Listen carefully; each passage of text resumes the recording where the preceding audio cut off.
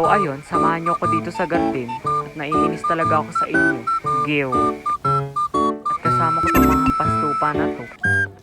Tignan niyo naman yung face, sobrang perfect, walang bahid ng kapangitan.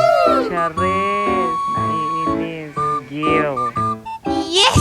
At tignan niyo talaga yung view, sobrang perfect. Punta kayo dito. Look at the tree, sobrang perfect. Yung langit din, pwede na kayong umakyat.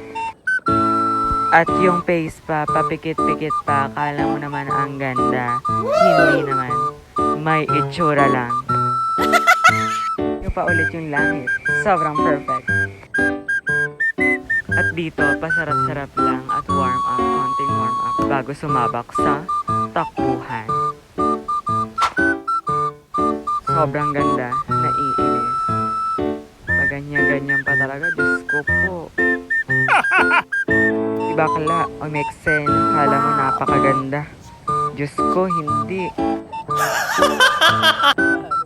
Dito, pumunta ako dito sa mga bulaklakan at nakita ko mga pamilya nyo. Makikita mo kamukha mo dito. Yo. Ito, si Luciana. Sobrang ganda ni Luciana. Perfect. O, si Bettina. Kapatid ni Bettina, si Marie. Ang ganda niya.